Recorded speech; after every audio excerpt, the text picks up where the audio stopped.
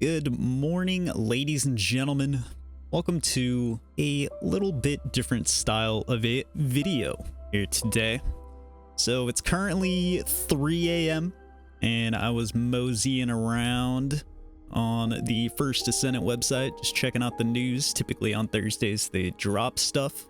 Typically I normally wouldn't go out of my way to make a video on this stuff, but after reading through the new dev notes volume they dropped, as well as a couple of other hot fixes, as well as this entire Freyna's Encrypted vault shop thing that just all happened to be here, I'm really kind of excited about some of the stuff I saw and read, and I also want to sort of break down this whole Freyna's Encrypted vault shop thing here, as it does start as of today. This is a really good opportunity to help people out there get some specific things that they may be unlucky enough to not have yet. So we're going to go ahead and hop into this. I'm mainly going to go over the vault shop here and then some of the things in dev notes. I'll touch up on some highlights of the hotfix as well. But yeah, welcome to a raw, unfiltered, just comb over of some TFD news for you here today. So the Freyna's Encrypted vault shop is the next event essentially that's going on in the First Descendant.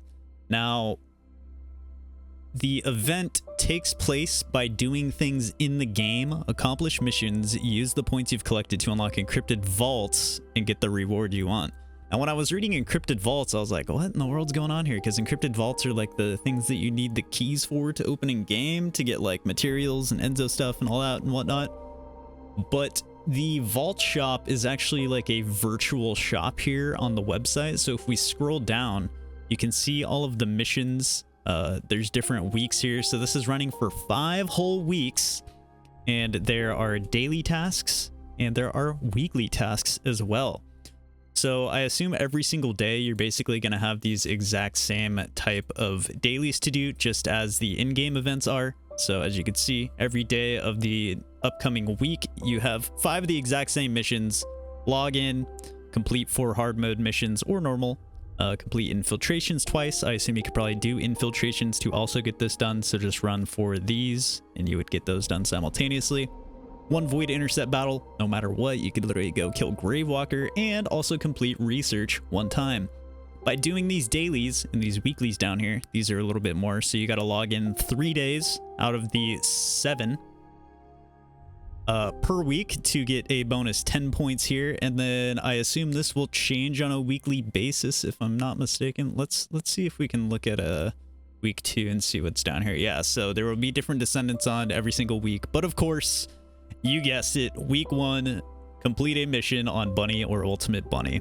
So yeah, but as the weeks go forward, there will be a complete a mission 1 time per different characters. So we'll have Freyna. Week 3 is going to actually just have complete 10 missions.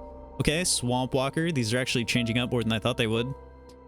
Oh wow, guess what? Week 2 also has a Bunny one though. Wow, they couldn't let Bunny get overshadowed by Freyna. Not that this next upcoming update is, you know, Freyna's update or anything, you know, just still had to throw Bunny in there for mission 1, whatever. All right, week 4, what do we got? Normal or hard motion with Sharon. Okay, some Sharon love. And 3 outposts with Sharon. Okay. And week 5, we have complete the final wave and a spec op 3 times. Oh, shoot. Okay. Back to Sterile Lands I go. Fun fact, I haven't done Sterile Lands Kuiper mining once this entire season.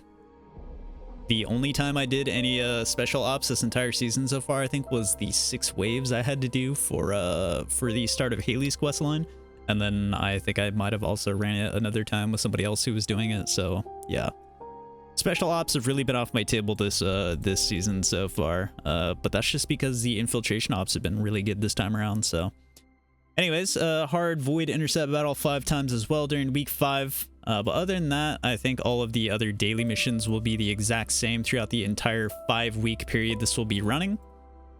But anyways, you earn all these points, and then there's this vault shop down here.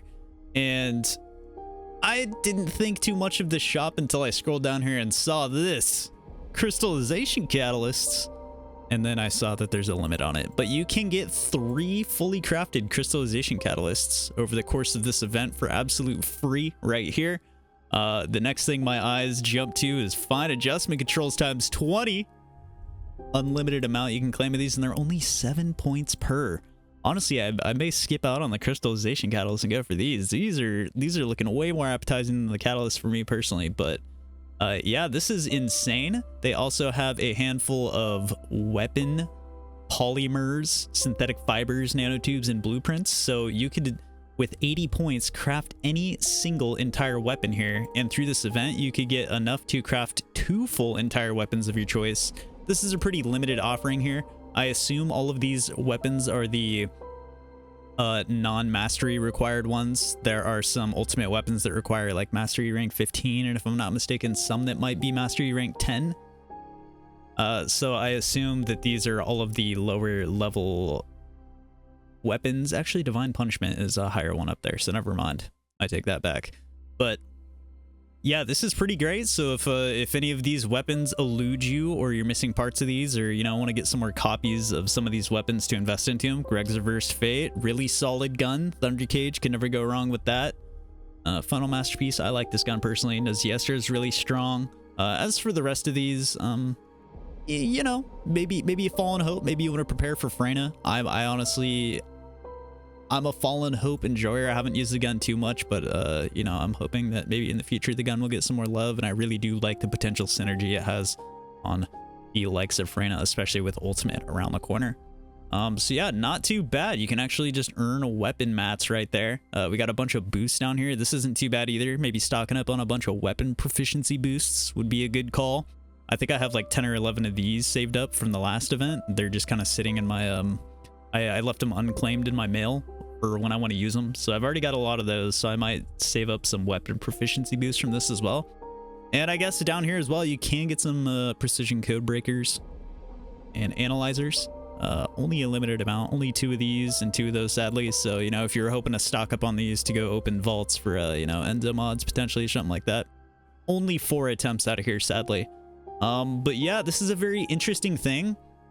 I'd say the biggest setback and problem with this encrypted vault shop is that you have to come to the website here, which is definitely not something many certain people out there will be too fond of, needing to leave the game to claim these rewards.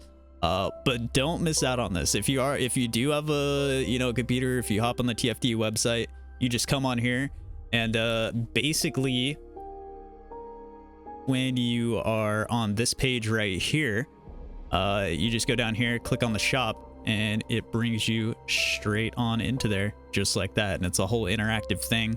So the points auto update from when you do stuff in game, I logged in and I guess I completed some research, so I got 2 points from that. But yeah, those instantly updated, and then I assume when I have enough points for something, I can come down here and exchange them to claim for something. So yeah, pretty neat thing we got going on here. I don't mind this at all. Like I said, it would be better if this system was in-game, but, you know, maybe in the future. But it is just cool to see them doing something like this.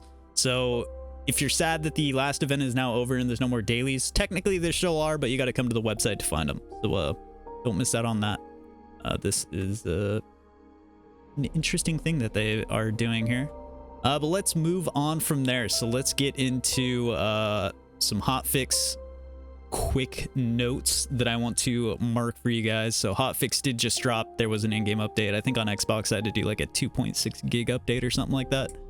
But yeah, so biggest thing right off the bat, you can now do public invasions. Praise the gods. You can now public queue and search for invasions. Everybody who's been struggling and crying out about the invasions can now hop in with a group. Congratulations, go wild, get your Haley pieces, let's go. Going down from there, Freyna getting some love, getting prepared for the ultimate variant coming out. A lot of her stuff getting reworked here. I guess the highlights out of here, you can now use all 4 of her abilities to stack unique poison abilities. They have different names essentially. They're not just all poison, but you can like apply Panic, you can apply Despair, Decay, and Nightmare, all uniquely from her 1 through 4 abilities. So using multiple abilities on one enemy can now stack even more damage. rather than it feeling pointless to throw 2 different damage over times that are the exact same thing at one enemy. So that's kind of cool. Kyle's getting some more love here. So yeah, more damage to his superconductivity thrusters is interesting. Increased cooldown, however, but if you build into that, you know, some big boom boom potentially coming back for Kyle. Maybe he'll be closer to that fantasy of the one-shot boss fiasco we had a little while ago. Isimo also getting some love. I feel like Isimo's kind of slept on. I've seen some Isimos quite a while back that had some interesting stuff going on with them. But yeah, they're enhancing him here more. One big thing with Isimo is a lot of his abilities you're like locked in place when you use them, and Jaber also had this issue. Like when you're placing all of his abilities down, you're like locked into an animation where you can't move or anything. They've alleviated a lot of that issue with Isimo here, so that's nice. Boosted some damage numbers and all kinds of different things there.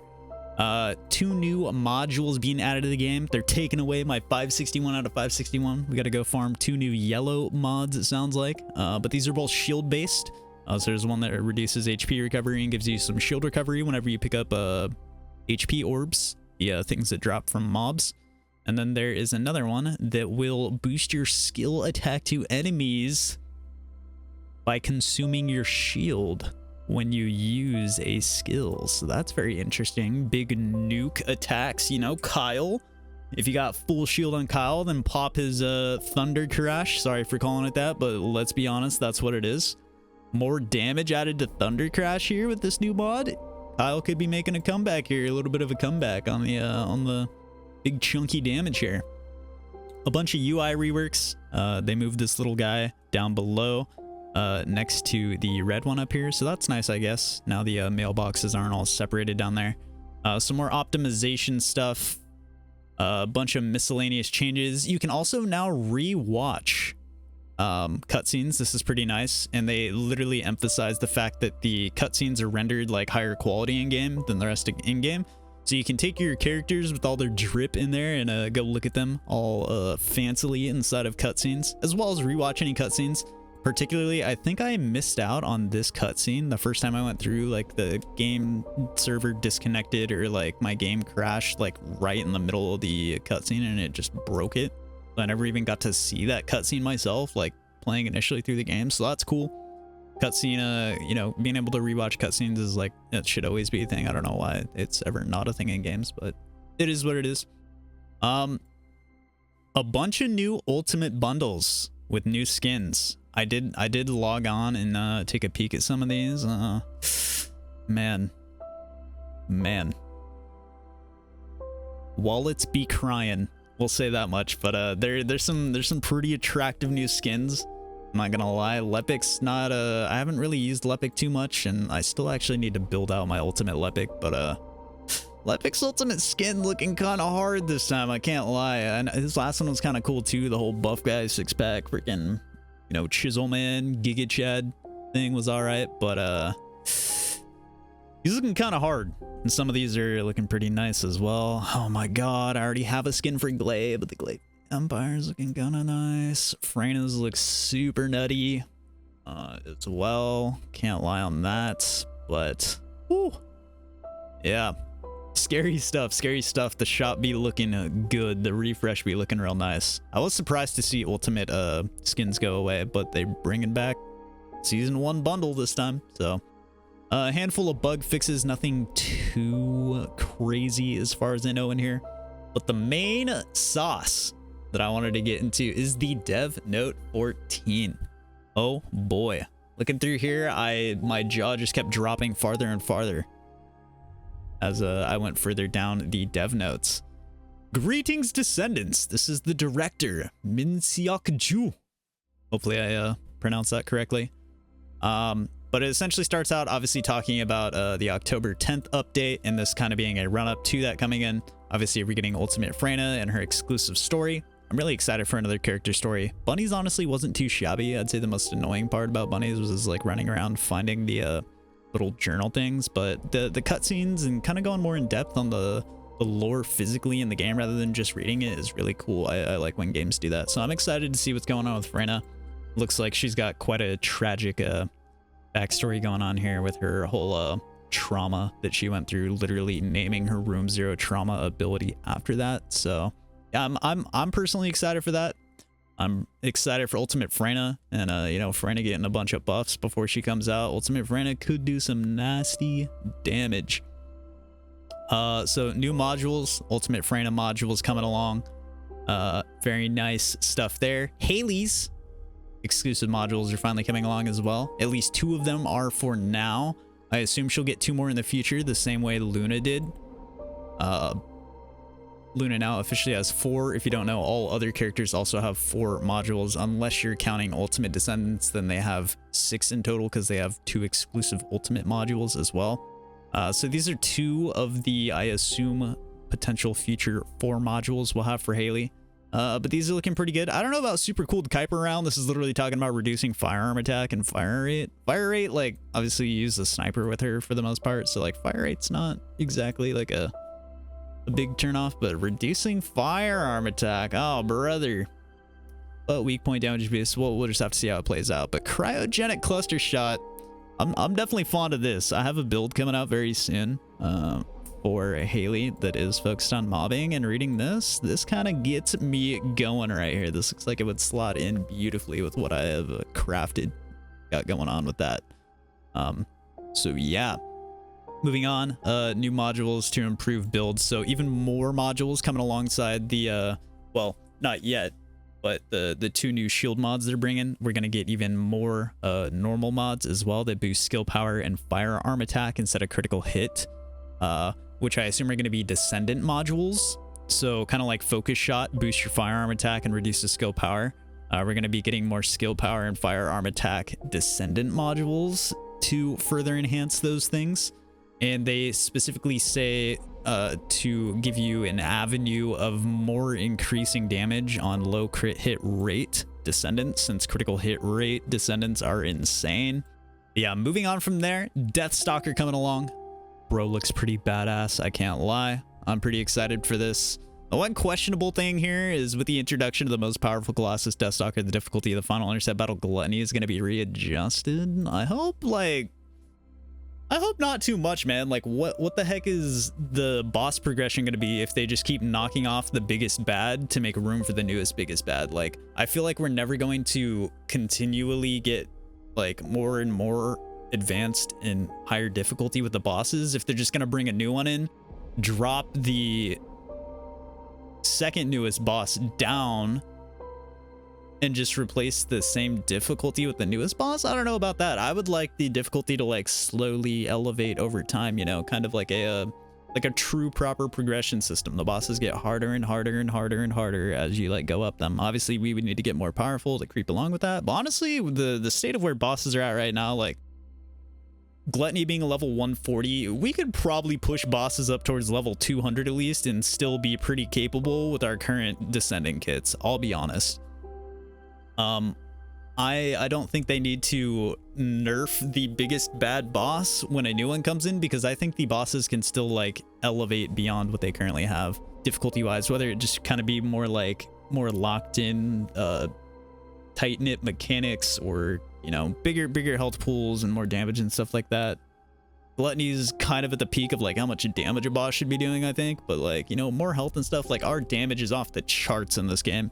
So you know, I feel like the bosses should get improvingly more difficult as they come out, and this is kind of questionable that Gluttony is going to be like lowered down a bit. I don't know.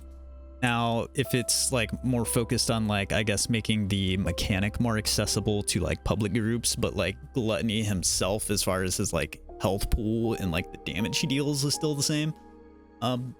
Okay, I can maybe see that, like sort of a Frostwalker scenario where they made Frostwalker a lot more doable in pub groups, and not be so punishing.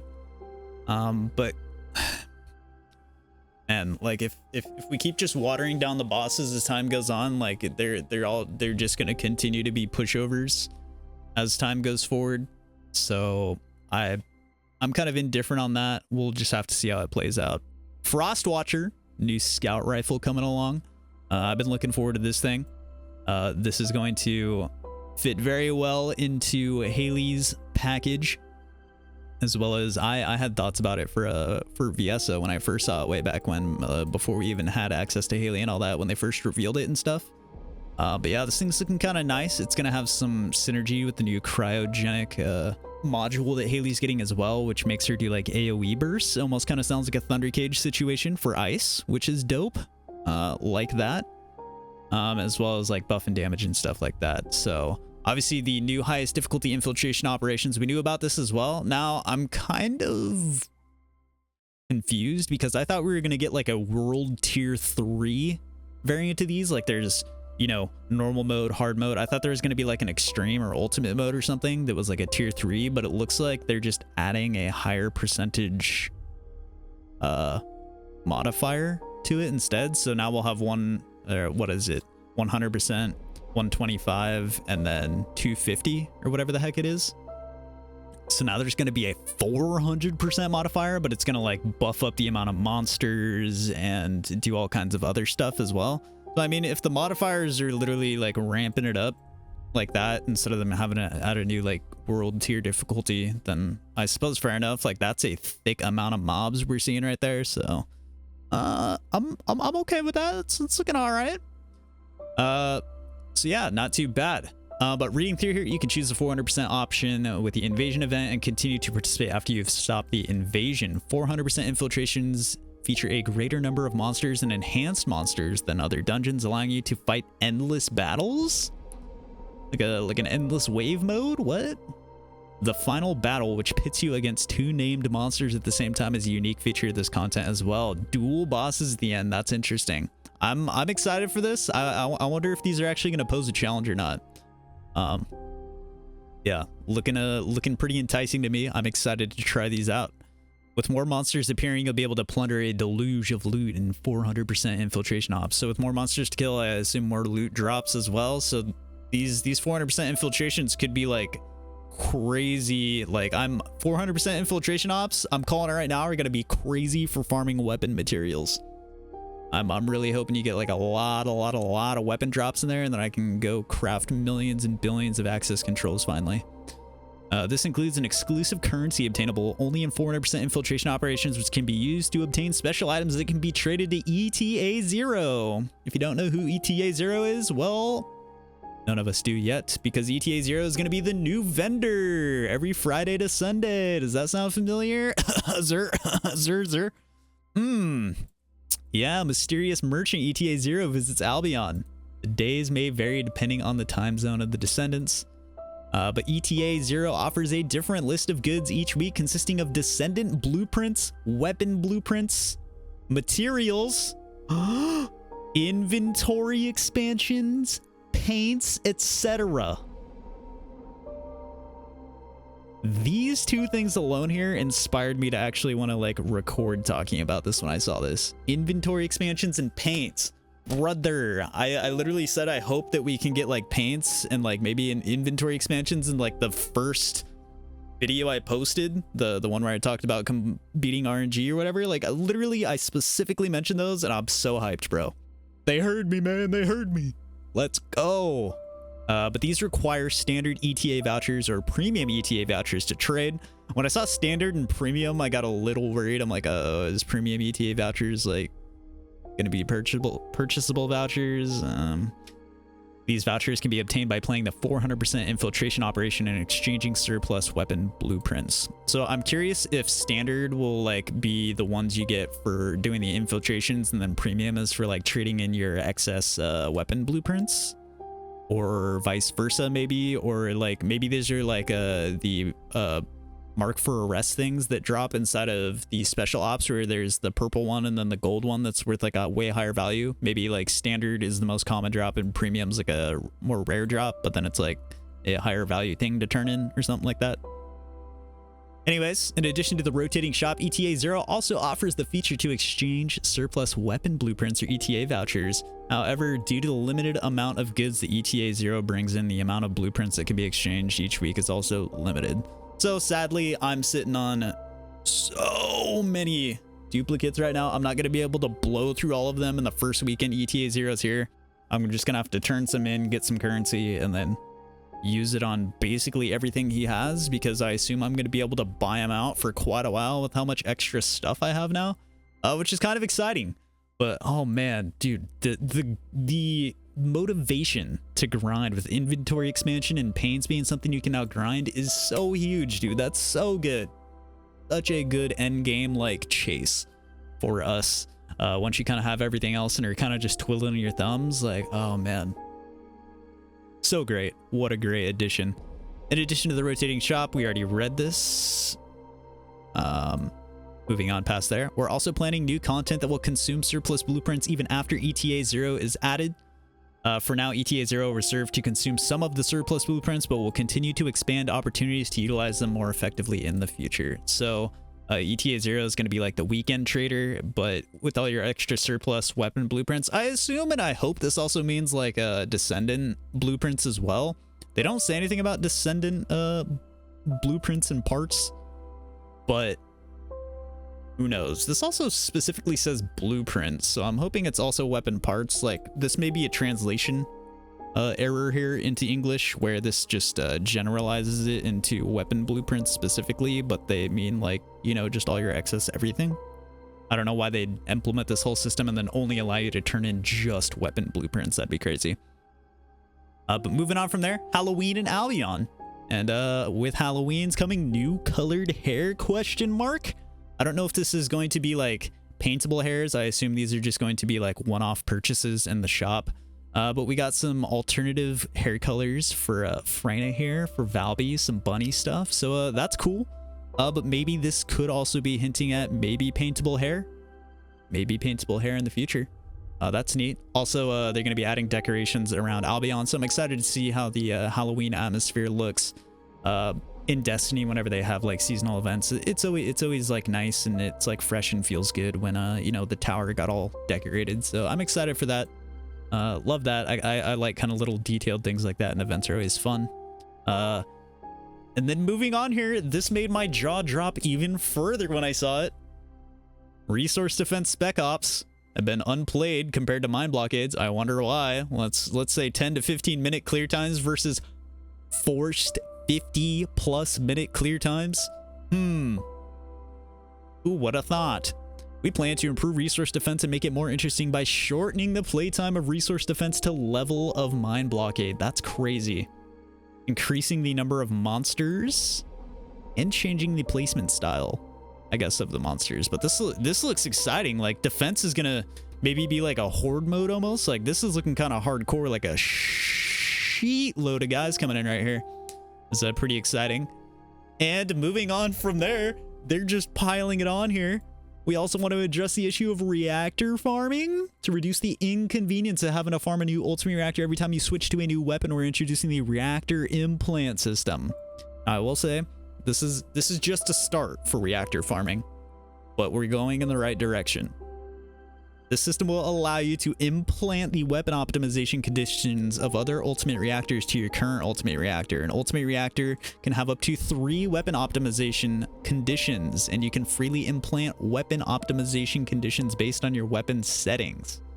So basically what this means, imagine you have 3 ultimate weapons in your loadout. Now, ultimate weapons require mounting, right? But let's say you have a Thunder Cage, and then you have Greg's Reversed Fate, and then you have Piercing Light on. What I believe this means is that you can mount Thunder Cage, Greg's Reversed Fate, and Piercing Light all on one reactor. So you essentially now have the equip conditions, or you could create the equip conditions for an entire loadout of weapons, the same way purple reactors work, where you just need it equipped as one of your 3 weapons. Technically, you could make a reactor match all 3 of the guns you want to use for like a fully built loadout, and you could freely swap between weapons and still have your reactor boost. So that's crazy. Not to mention when you're farming and you get your god roll substats but the wrong mounting, this eliminates that issue. Now, as soon as you get your god roll substats, it doesn't matter what mounting you get, you have 2 other slots to pick the proper mountings for the guns you want it for. So that is so insane, and I deeply regret a lot of reactors I've probably deleted that just didn't have the right mounting, because I didn't really see this coming, honestly. I thought with the reactor farming they would take the approach of like allowing us to reroll substats, kind of the way you can on weapons, rerolling the 4 stats you can on those. But I'll take this. This is a W. This is a huge W. I'm really excited for this, and I may actually not dread reactor farming as much when now it doesn't matter where you get your substats. As long as you're focus farming in the right area, you can actually benefit no matter what mounting you get on the thing. So that's great. Absolutely love this. No longer have to farm new reactors each time you switch your weapons. You only need to implant a new weapon optimization continue onto the reactor you're currently using. So another feature of this, so with the new like Ice Scout rifle coming out for Haley, like I'm interested in using it on her. But I've gone and farmed out, like I farmed out some clairvoyance ones, I farmed out some piercing light ones for her. Now I could probably go get a reactor with mounting for that and just slap it onto my already good reactor, so I don't have to go farm a brand new really good reactor for Haley to try out the new gun with her, which is huge as well. Super duper huge. Love that. Insanely good change here. This is like super poggers. I'm so excited. We hope this dev note has answered some of your expectations and questions. The dev team is always listening to your feedback and constantly striving to provide you with a better gaming experience. We promise to continue to improve and evolve, and we'll do our best to make your time on the first Descendant even more enjoyable. We always appreciate your support and feedback, and we look forward to seeing you in the upcoming update. Guys, these devs, they cook, and then somehow they outcook themselves. Every new time I read one of these new dev notes, man, these devs do something that so few other devs can do, and the thing that they do is they give hope. They give hope for the future of the game, because as I've stated previously a couple of times in some different videos, like they're really willing to like go out and fix things and make stuff in the game how the community wants them to be, for a number of different ways.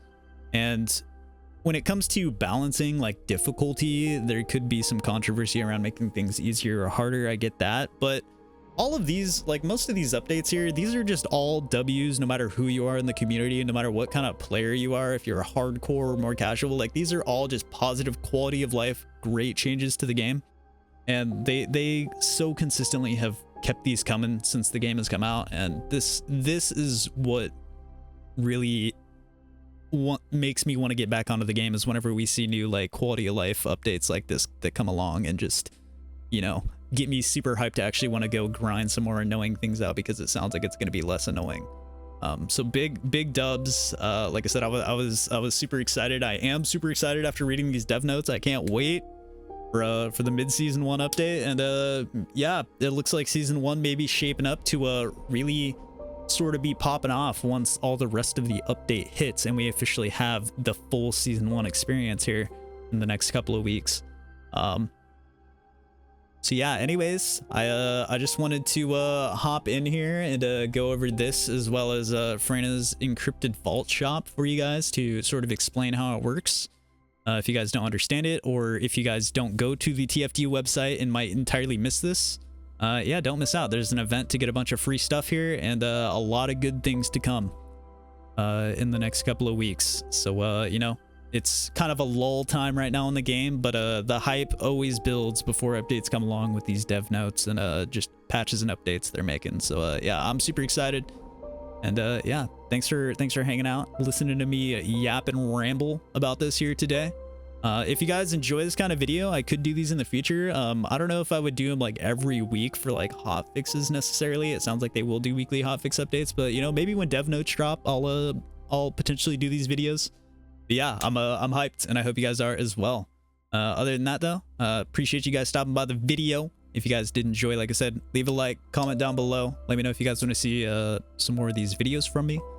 If not, you know, I'm fully on board with doing you know, the standard kind of more informational stuff. But this kind of is informational, as well as just a little way to kind of chat and chill a little bit more, with a little bit less structure, I suppose. But yeah, appreciate you guys. Thanks for watching. And until the next video, stay grinding, guys. And I'll catch you guys next time. Heart emoji, heart emoji.